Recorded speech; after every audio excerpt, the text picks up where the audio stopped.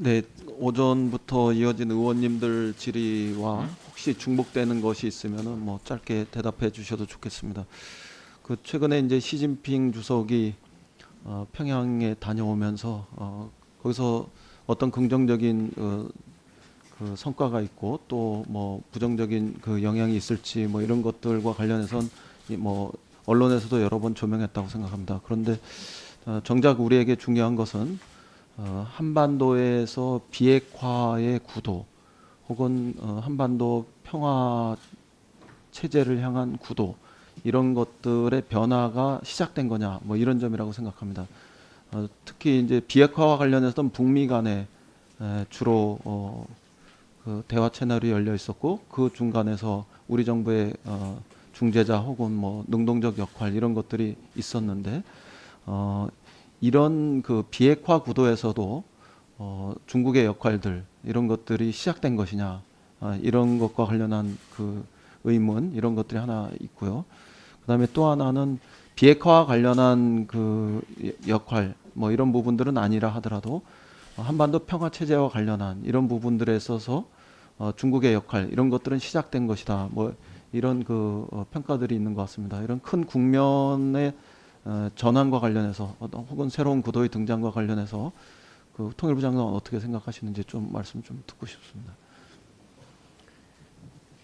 예, 한반도 비핵화의 목표를 달성하기 위해서는 남북미 삼각관계에서의 한국의 역할도 중요하고, 또 다른 한편으로 보면은 한중 양국이 또 공동으로 논의를 하고 중국의 역할도 긍정적으로 작용할 수 있도록 하는 게 중요하다고 생각합니다. 그러니까 조금 원론적 수준의 대답을 넘어서요.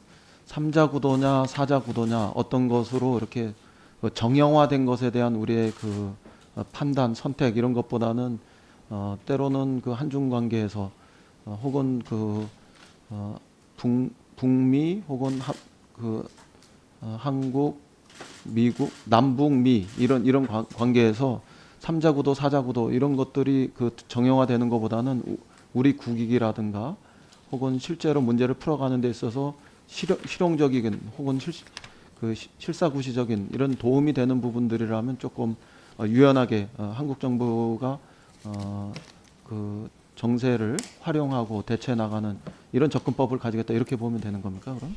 네, 한국의 역할이 중요하다고 생각합니다.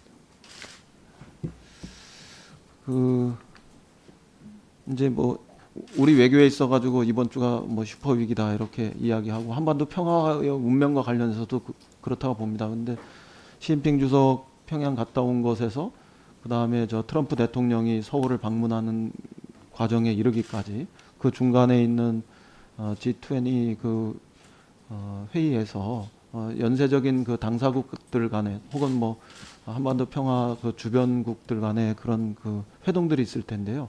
거기서 어떤 성과가 기대되고 또 어떤 것을 주로 우리는 목적으로 해서 외교를 펼칠 것인지 뭐 이런 것들과 관련해서 외교부 장관께서 좀 말씀해 주시면 좋을 것 같습니다.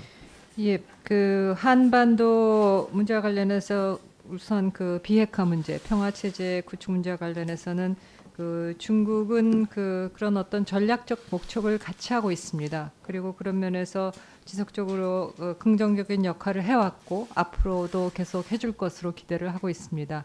그렇기 때문에 평양 방문 이후에 특히 얼마 안 돼서 우리 대통령과 그 정상회담을 하는 게 매우 중요한 계기가 될 것이라고 생각합니다.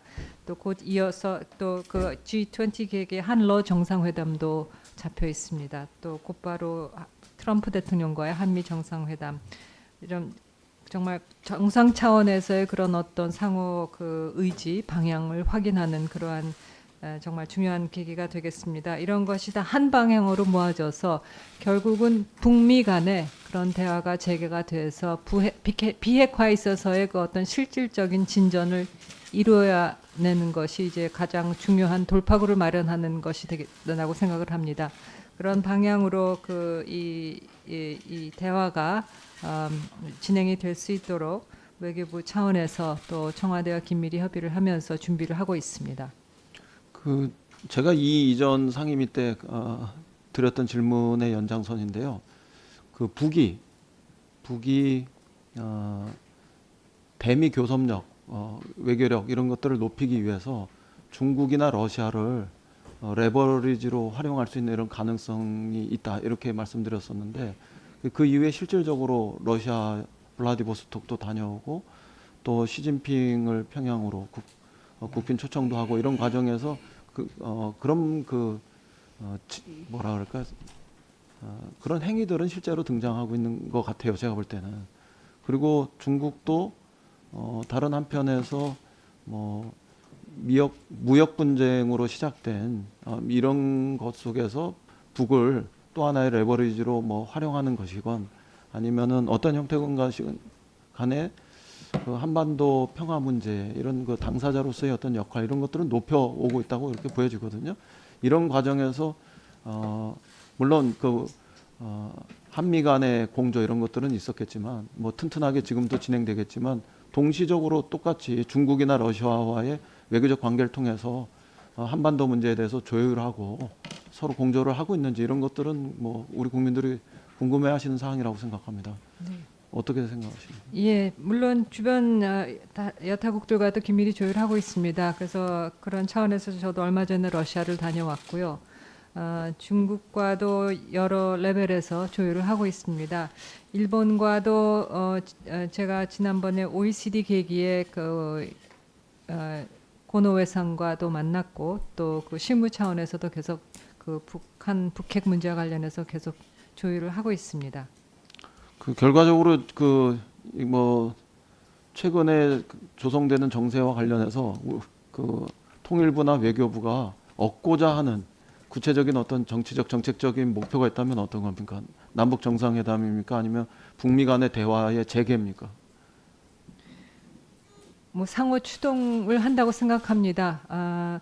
그래서 그 비핵화 문제와 관련해서는 어쨌든 그 북미 대화가 재개가 돼야 된다 하는 데 대해서는 다 뭐 중국도 러시아도 그런 입장을 표명을 한 바 있고요. 남북 대화는 뭐 북미 대화를 추동하는 부분도 있겠지만은 남북 간의 그런 과거 정상회담에서의 그 합의 이행을 추진하는 그런 부분도 남아 있습니다만 그래서 남북 대화는 그 북미 대화의 추동이라는 그 차원 말고도 다른 차원들이 있습니다. 그래서 그런 차원에서의 진전을 도모하기 위해서 또 남북 정상회담이 또 열릴 필요가 있다고 생각합니다. 통일부 장관님 뭐 가시권에 들어올 게 있습니까? 네, 목표는 비핵화의 해결 그리고 항구적인 평화 정착, 남북관계 안정적 발전 이 세 가지가 동시병행적으로 서로 손순환하면서 가는 것이라고 생각합니다. 이번에 뭐 그런 목표를 달성하기 위해서 중요한 나름대로의 어떤 기회로 활용해야 되지 않을까라는 생각입니다. 예, 수고하셨습니다. 이제 마지막 질의입니다.